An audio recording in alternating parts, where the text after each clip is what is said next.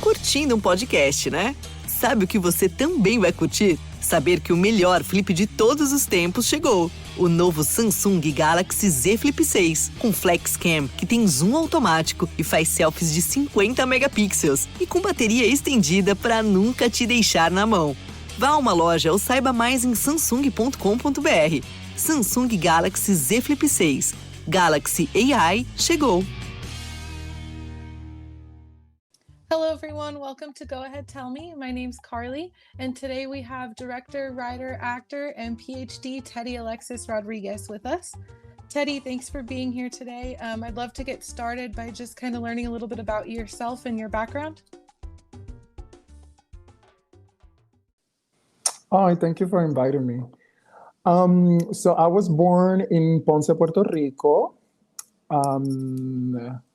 I went to the University of Puerto Rico. I am the son of, so my family is really a working family. My grandfather from my mother's side was a sharecropper. He worked the sugar cane fields. And so my mom was one of the first generation college students. And then from my father's side, my grandparents lived in the projects, but in the 50s, they both started working, my grandma and my grandpa, which was really rare to have a women working in the 50s. So they had a little bit of upper mobility too. So they were all able to buy a house, which was able to my dad to actually get a college degree too. So they both became teachers. Oh, wow. So I'm second generation college student. And as you mentioned in the intro, I went all the way through school, through my PhD. So college was something that was really important to my family for us to do. I have a twin sister, so we both went to college, and it was really important for my parents to provide for that.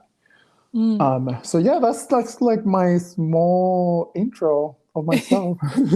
Awesome, thank you. That's your family must be so proud to watch you go through all that schooling as well, and how cool that you're able to say your parents were so groundbreaking in that, being the first generation college students.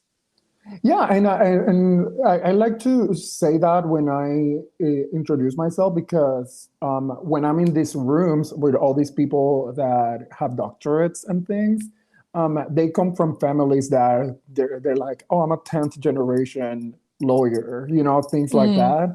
And that's definitely not my story. And the struggle to get to the place that I'm at is something that I need to celebrate and, acknowledge, because if I don't, then I'm not honoring my ancestry. You know what I mean? Yeah, absolutely. It's definitely something that should be heard and respected, I think, as well. Yeah. So you went to school for theater and physics, is that right? Yeah. So one of the things that I struggled with was I'm what they call a Renaissance person. And I know that now. I didn't know it at the time because, we in this society, where the Western society, where you have to make all these decisions by the time you're like 14, that, so I'm 14, prepping for what they call here in the United States the SATs, but in Puerto Rico they call it the College Board testing. Which my prep, by the way, we couldn't afford any testing or anything like that. Was the sample test that came with that when you enroll, they come with a sample test, and that I just did that test a couple times. Oh wow! So I didn't know what I was going to study, so I did my testing, and I placed top 1% in math in the island. Oh wow!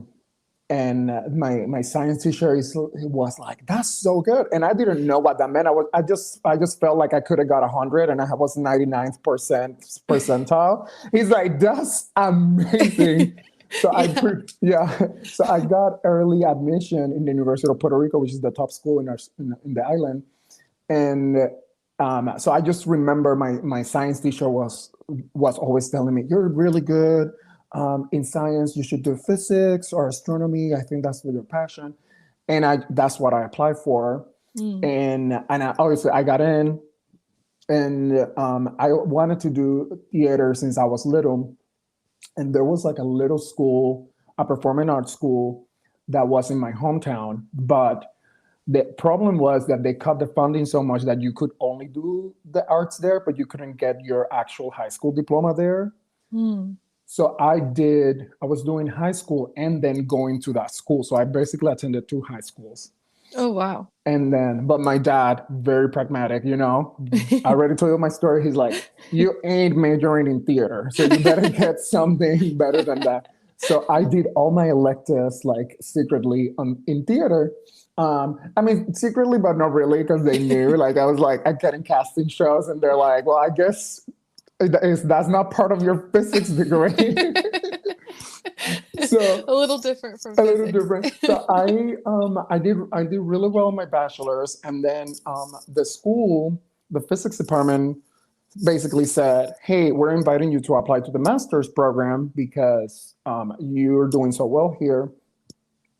And I was not even 21 at the time, so I was a baby. Jeez, yeah. And I was like, well, I don't really know.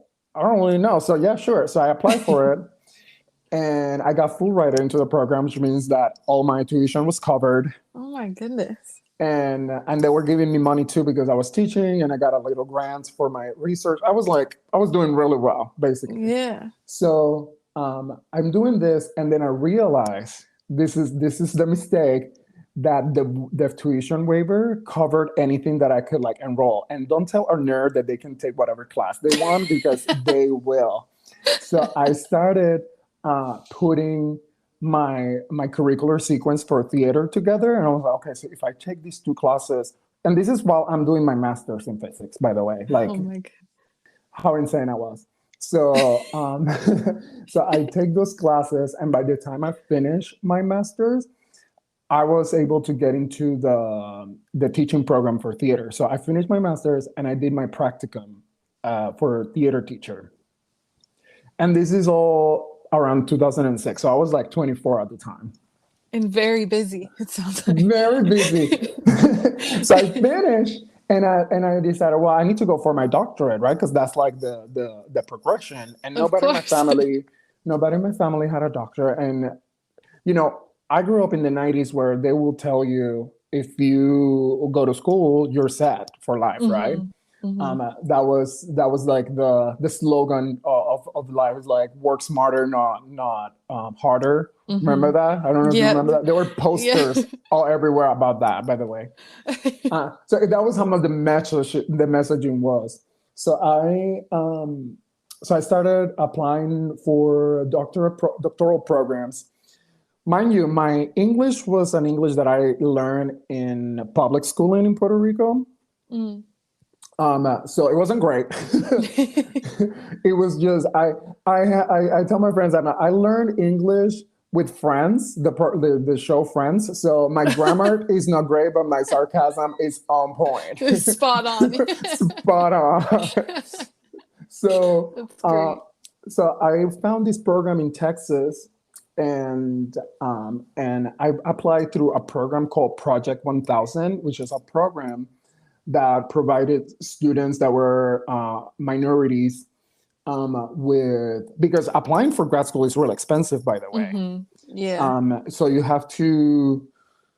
only have to go all these papers together, and then when you send your GREs and all that stuff, which is all the testing, all of that you have to pay to send it. So by the time you are done applying to one program, you're like $200 or $300 out, and that's just one program. From a working person, that's a lot. Yeah. So I got in, and that was actually, and we don't have a lot of time to talk through all of that, but it was a very damaging experience, to be honest, because they're not ready for somebody that was asking, to explore their own identity. Because the thing is with the theater programs, and now that I'm a scholar, right? You realize that for BIPOC students, you ask them to erase their identity, as opposed to the white experience where you are like, okay, let's explore who you are. But when you're telling a BIPOC kid, like, you need to erase your accent, and no, we don't have any Latinx stories, and you need to sound more this way, and you need to look this way, you're erasing their story. So that was a damaging experience. However, academically, I murder it. Just for the record, I came in with 16 students. There was only 2 of us that identify as Black. And I was the first one to graduate and finish all my testing and everything. Wow. So that's incredible. Hey. So that was pretty much like my career in terms of school.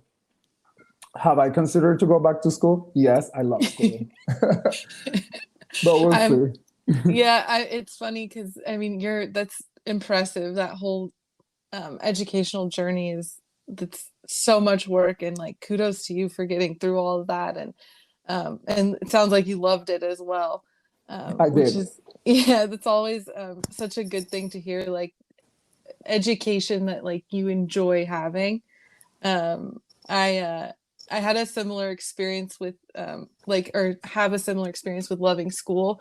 And I remember when I got accepted into the university, they told me I had like 8 months off between like school and then or high school ending and then starting college. And I was like, I've never had 8 months off of school. I love school. What am I supposed to do for 8 months? Like, what do you mean I'm not going to be in school for 8 months? Exactly. Like that. I wouldn't even take summers off when I went to school. That's why I finished so fast. So when I was doing my bachelor's, I did an internship every summer, and I saved that money to pay for the next semester. Wow. And so, or I will take classes in the summer. So yeah, I don't know what having time off is either. I'm like, there's less students in school. I'm gonna take a class. Parking is nice. It's less crowded. Oh yeah. Exactly. Yeah. I was the same way, always trying to do something over the summer because I was like, I don't even know what life is outside of school for the longest time. And then I finally graduated and then took a few years off. And I was like, I'm ready to go back. So I'm back now. Okay. Good luck with that. Yeah, thanks. But anyway, so you talked a little bit about the like damaging experience in Texas. And I feel like that might relate to the consultantships that you do. And I'm curious about that because that work sounds really interesting and like very beneficial to not only like people but to companies as well or organizations. Right. So there's like a direct relationship within my theater work with the consultantship, because my purpose when I went to grad school was to do a directing track, which I did academically, but I didn't get to do my dissertation work on directing. Because there was like a lot of politics things, and interesting. And please indulge me in this little story. Oh yeah, of course. When there was this class that I was taking where I requested to design a Latinx show, and the professor was like, "No, why would I let you do that? That would be too easy for you. You need to do more like American stuff." And he gave me a show where it was like a white supremacy group getting together and planning like a takedown where they would like say the N-word many times, and they had a Confederate flag. And that's the show that I had to work on to get my so it was like really on purpose, like, we don't want you to explore this. So what I did on the flip side was, when I was putting together my research, I put together a program where actually we put identity of the diversity of the students to the forefront, which works from the equity standpoint. So basically what I'm saying is everybody is equal in the room, so they should have equal representation. And I'm not talking about if there's 10%, there's 10% of that content. No, I'm talking about if there's 5 groups, all that 5 groups have to be represented equally, right? Because just because there's less of me, of my type, quote unquote, doesn't mean that I need to explore less. No, I want to explore equally as the person right next to me. You know what I mean? Because like for example, Latinx, we're not a minority, we're being minoritized. Most of the spaces, we are like the biggest group. We purchase, in terms of the market, we purchase more movie tickets and like all of those things. So we're just being minoritized. It's not that we're in a minority. So I designed that program, and from that I started doing consultorships, because some spaces do realize that they have to do better, but they don't know how, right? I do a plethora of things. It depends on what the needs. Sometimes it's just as simple as running a town hall for the school, because there's a call to action from the students that happened a lot last year. I can imagine. Yeah. Oh yeah, last year was pretty much every other theater school had the students pretty much get together, and they just look at their curriculum and they're like, this curriculum is awful. It is not inclusive at all. And some schools that actually are completely revamping their curriculum, and that's really fun to do, because I get to teach the professors how to do that, and how to do it in a way that is multiculturally competent. Because for most people, they do believe in what it's called incrementalism, which means that you keep the curriculum the way it is and you add a couple of BIPOC experiences. And I don't believe in that, just because if we talked about how the curriculum was created in the United States specifically, because that's my main market, really it was to be completely anti-Black from the get-go. Right. And those things kind of like got a little better. And I know we're on audio, so I'm using quote unquote very bold, that's not really the purpose. The purpose really was to make it harder for Black kids, and to actually incite anti-Blackness. Because remember, when we talked specifically about slavery, how do you tell people that was okay? Because humanly, when we see somebody in pain, we kind of like, we're empathize with that. We're like, oh wait, what's happening? But you do it through education. Like, okay, these people are less than us. These people, this is what they get. This is what they were born to do, and you do it through schooling. And so those things just kind of reform into different things, but they're still present. So when I design those things, we keep that in mind. And they say things like, there's these cultures don't have theater. Theater is the most basic art that we all do. Yeah. We just came from the pandemic. When you were not doing anything, what do? You eat food and you tell stories. Exactly. Nothing else, right? So You're eating and doing theater. So all cultures have theater, and every time I see a curriculum and it starts like, and then the Greeks started theater, I'm like, okay, well, we started wrong. Let's start from the beginning. So yeah, storytelling is such a prominent part of like every culture. Basically, it's everywhere and throughout history as well. Yeah, every culture. I have not encountered, and I'm not an expert on world history, but I do help people design those. Have not encountered yet a culture is like, oh yeah, these people just eat and sleep. Nobody does that. Yeah, Nobody does that. There's always storytelling. There's always some version of we're eating by the fire and telling stories. And all of them are really, really creative. It's always different. It's always like, and there's always drinks involved, but let's not talk about that because we're in an educational space. All of them like to drink something. The Tainos do it, African, the Spanish, everybody likes to drink. Well, it makes the stories more fun that way, right? They do. It ups the quality of theater for sure. Oh man, yeah, I agree. It's like the podcast where they drink while they're interviewing people too. It's the same concept where it just gets more fun the further you get into it. Same thing, darling. Same thing. So we talked about the consultantships, but I also want to talk about your work as a filmmaker and actor and writer. Mhm. Can you go into that a little bit? I know you had like a film in Outfest recently, and Mhm. then you have something else, or Hell No, is that released already? So Hell No is right now in festivals, and Okay. we're in the middle of our festival run. So film is something that is actually new-ish to me. I did theater, as we discussed, I did theater for many years. So Mhm. I'm a theater director of 20 years of experience. Wow. And Hell No is kind of my debut film because it was the first one to come out, but I did one before that didn't come out.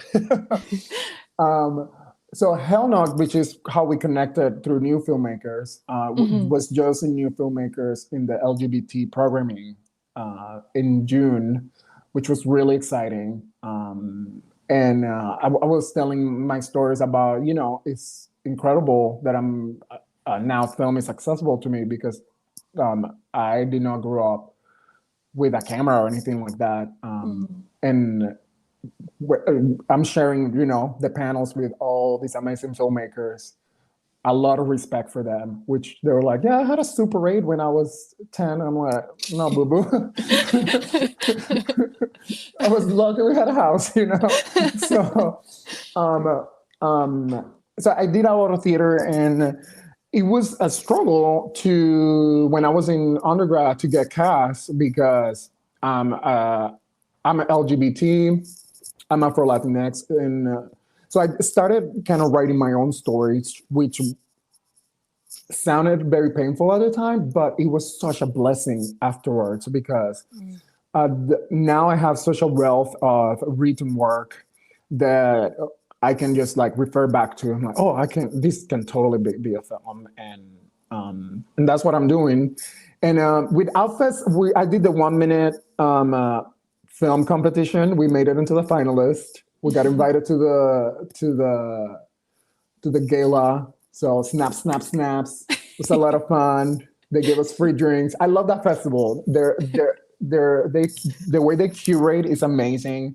And now they're doing their fusion festival, which is Oh with the yeah. BIPOC lens, which is incredible. I like when festivals really reinvent themselves because, these places need to have our voices there too. So Absolutely. so yeah, with Hell No is pretty much my presentation card as a director, writer in film, and I'm working on other projects. And it's very intimate. It's a story about two brothers that are trying to reconnect. One lives in the U.S. and one is in Puerto Rico, Mm. and how they reconnect and what are the extent of one of the brothers goes to have them reconnect because they're family and family is very important in the Puerto Rican culture. So I Mhm. wanted to showcase that. And it's funny and it has like a sprinkle of horror in it. Oh. So yeah, it's a mixed genre. And do you act in it as well? Yes, honey. Ah. If I don't cast me, nobody does. I was telling the curator. He'd asked me, "How was it acting in your own film while directing?" And I told him, "Honey, as a director, actor, I do exactly what my director wants at all times. So it's amazing." The best actor to direct is yourself, right? Oh my God, like we're like on sync all the time. No, but That's great. seriously, it's all seriously, it's obviously a little bit of extra work because you do have to, put on so many hats. And when I'm acting, I cannot be trying to direct. So, Hmm. but I do have a producer that I trust a lot that we met here when I moved here after Texas. So we have a great relationship. And it's been really healing, really healing to express my way in film because the good thing about film is that film reaches everywhere, right? So it doesn't Hmm. matter where I am, I can have my film, across the world shown. Which, by the way, it debuted in Peru. Oh I wow. never thought I will even travel to Peru, So it's just the reach is beyond what I ever expected. So yeah. Yeah, that's incredible. Like already international, like going all over. You have an international filmmaker in your podcast, honey. You don't even I know love it. that. Yes, that's amazing. Yeah. How was the transition from theater to film? So, okay, so let's clarify. I'm still doing theater. It's not like I'm not doing theater. Right. Yeah. Sorry. So I'm transitioning, but still in both. Gotcha. It's still a learning process. And so I feel like as a theater director, my strength is the interaction with the actors. Like I can stage the film really, really well. Now what I'm learning is what are the possibilities with the camera, right? So, and that's something that is very intimate, but I like to talk about it because a lot of people that come from like disadvantages like me, they're like, oh, well, my first film didn't do well. Like I'm going to stop doing it. Like, no, we need people that don't have money to do films. We need people that are BIPOC to do films because those stories don't get told, you know? Yeah. Why is it that every freaking sitcom is a rich family? Because that's the people that are writing. You know what I mean? Yep, exactly. It's like all of a sudden, all the families, even the Black families, live in Beverly Hills. Honey, I don't want to even drive on Beverly Hills. You know what I mean? So we need to have people that live in the other side of town to write, you know? So now I'm connecting with these writers in Boyle Heights, and their stories are completely different. I mean, their struggle is not the Bentley that doesn't turn on. You know what I'm saying? Like, that's not their story. So respect to those stories, but we need the other stories as well.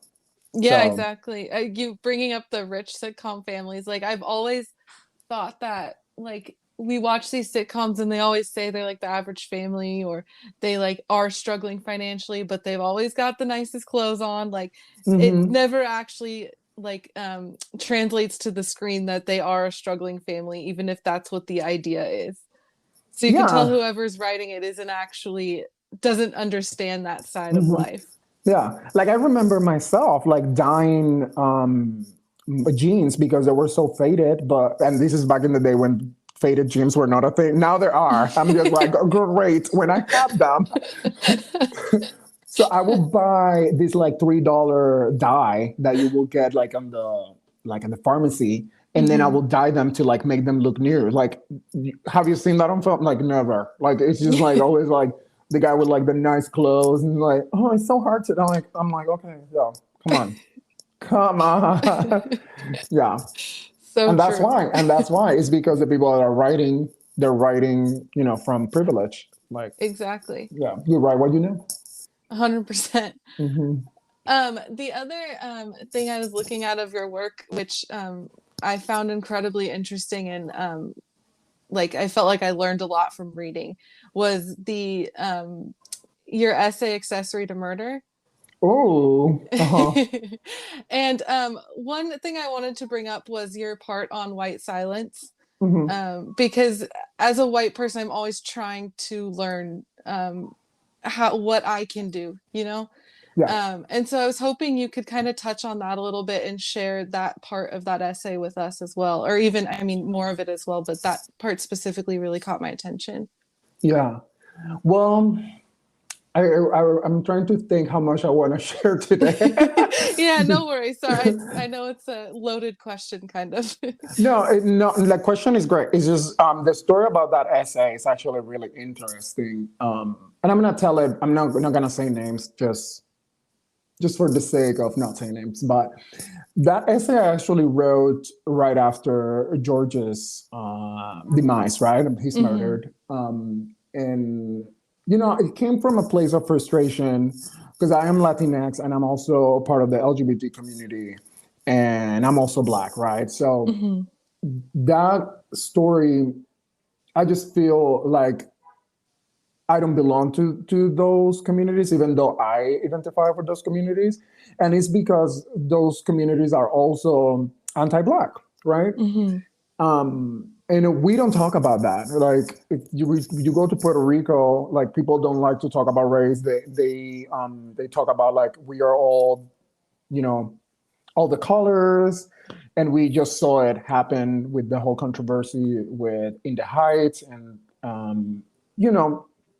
So I wrote that essay kind of like a call to action, like we need to own our own anti-blackness as Latinx people and as LGBT, and part of it is the white silence and the white silencing, which is from the Latino community, which is like, oh, we're not racist, that's not us, blah blah blah, right? Mm-hmm.